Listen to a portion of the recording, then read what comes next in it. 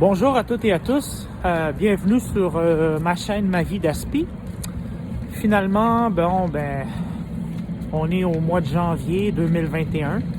Tranquillement, c'est une nouvelle année qui commence. Finalement, elle commence assez plate. Elle commence, disons qu'on a déjà connu des années plus agréables dans le passé.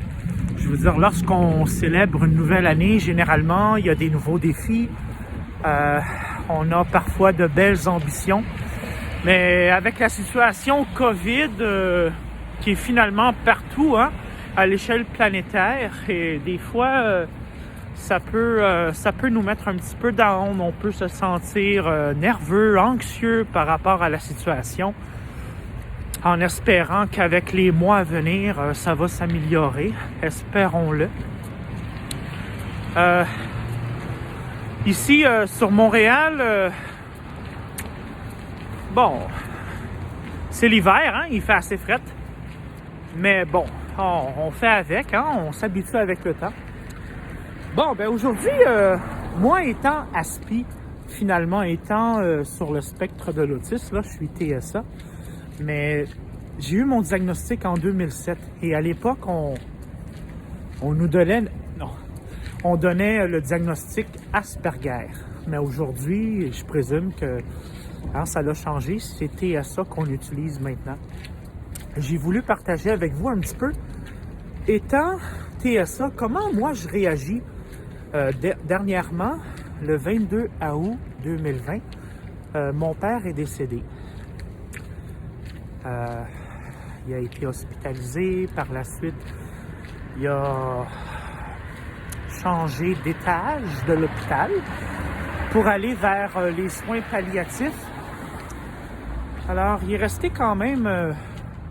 il est rentré à l'hôpital le 26 décembre 2019. Il est décédé le 22 août 2020. Alors...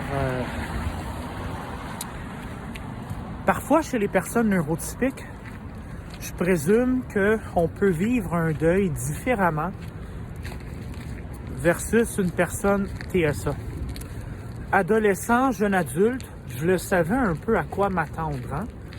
Moi, je suis l'enfant, j'ai mes parents, j'ai une famille, j'ai des amis, j'ai un entourage. Et je suis conscient que avec le temps, la mort, elle vient nous chercher à toutes et à tous. On naît, on fait un cheminement de parcours de vie. Parfois, le parcours de vie peut s'éteindre rapidement. Parfois, on a la chance de vivre de belles années. Parfois, d'une seconde à l'autre, tout s'écoule. Et aujourd'hui, janvier 2021, souvent je pense à mon père. Mais au niveau des émotions, oui, j'ai pleuré. Parfois, on a de la difficulté à démontrer nos émotions, mais je suis quand même une personne qui est réaliste.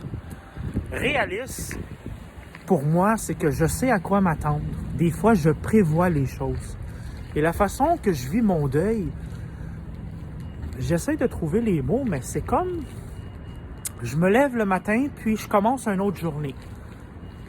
Je me rappelle de beaux moments que j'ai passés avec mon père, parce que finalement, c'est mon père qui m'a élevé avec ma mère, mes deux parents.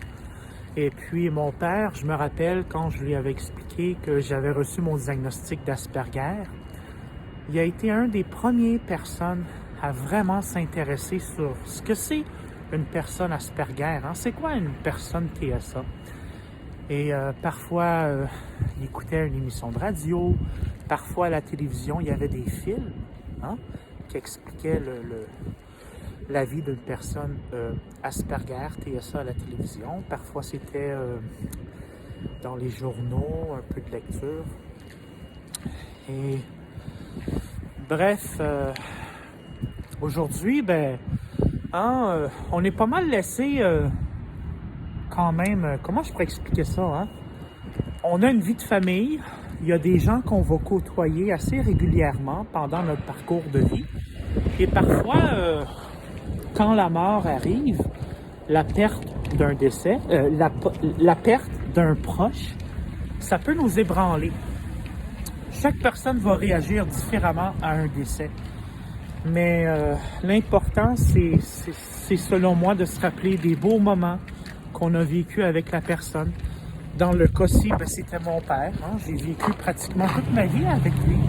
Hein?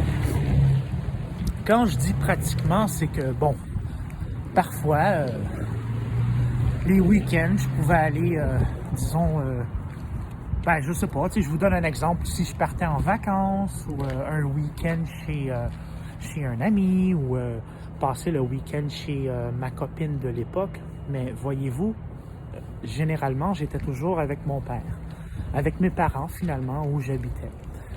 Et puis aujourd'hui, ben, c'est sûr que je m'ennuie de mon père, hein, parce que finalement, on a juste un parent, hein, généralement. Ben, je me dis, il a fait sa vie.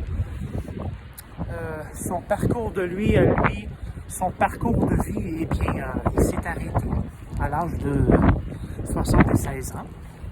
Et puis, aujourd'hui, ben, je vis sans mon père à mes côtés.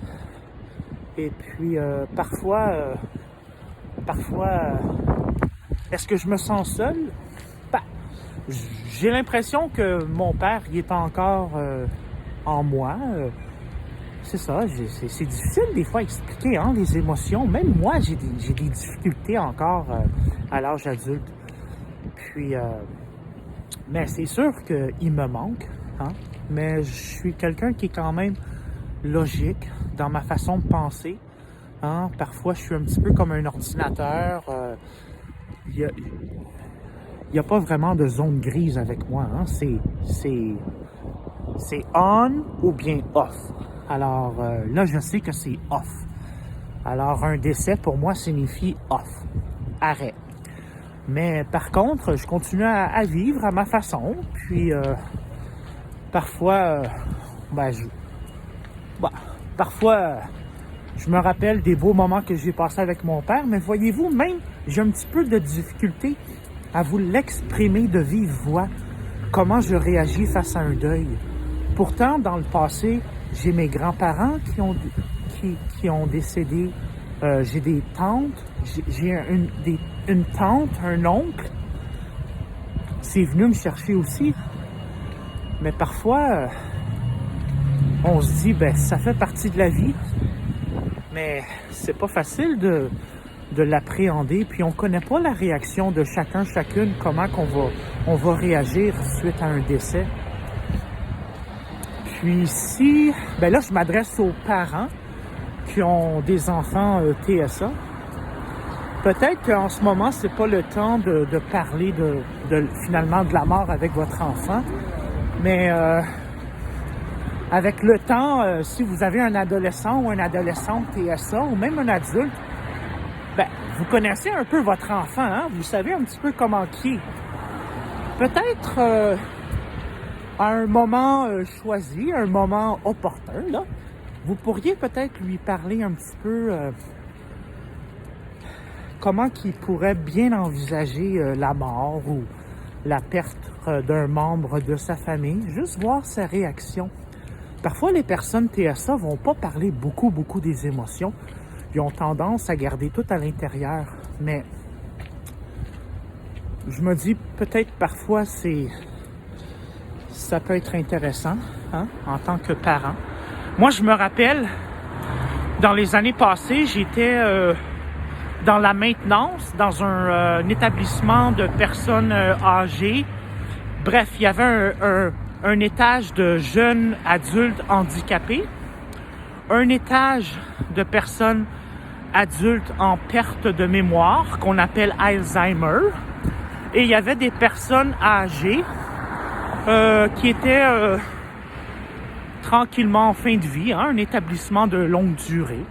Et moi, je faisais la maintenance, je faisais le ménage. Alors, je côtoyais quand même beaucoup de personnes, parfois qui souffraient, parfois qui décédaient. J'étais avec des collègues dans le domaine de la santé, hein, parce que moi, je faisais le ménage, mais je voyais parfois des docteurs, les infirmiers, les infirmières, les préposés. Alors, voyez-vous, j'ai vu beaucoup de gens décédés comme ça.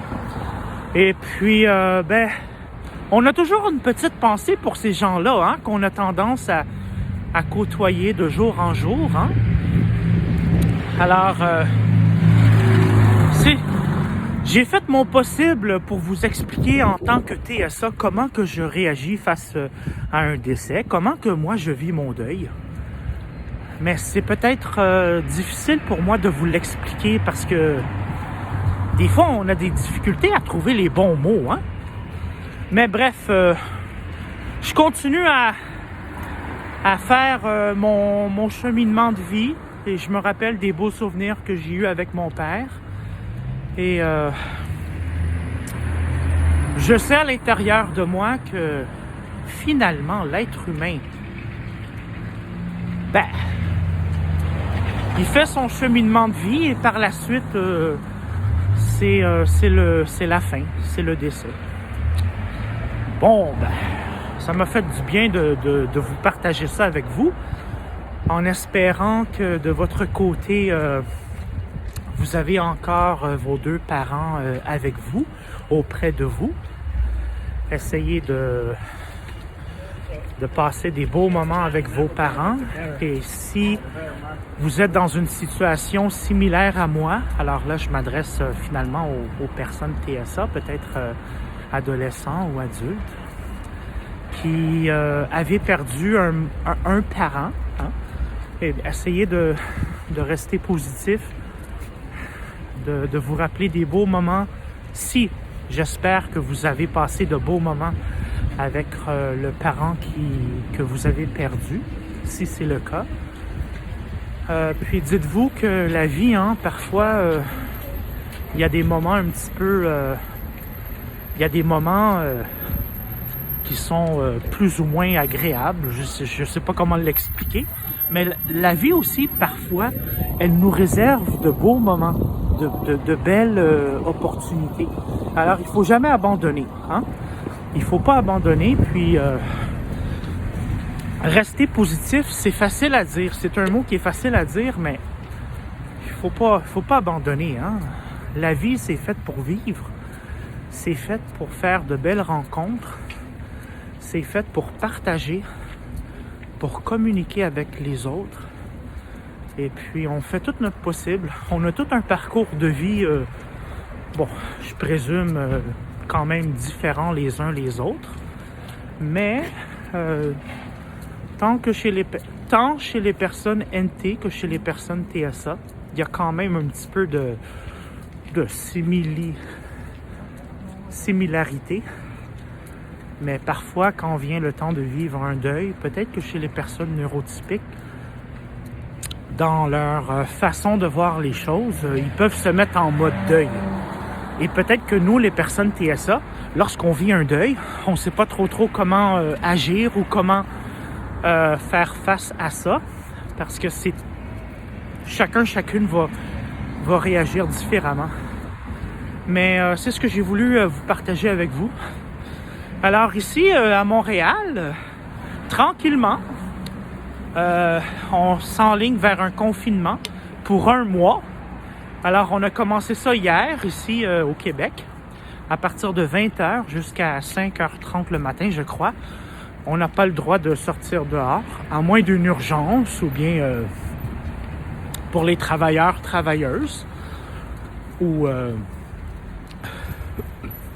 il y a quand même certaines personnes qui ont le droit de sortir après 20h, mais pour la grande majorité du monde, on doit rester à l'intérieur. On doit rester à l'intérieur en espérant que ce confinement-là va devenir...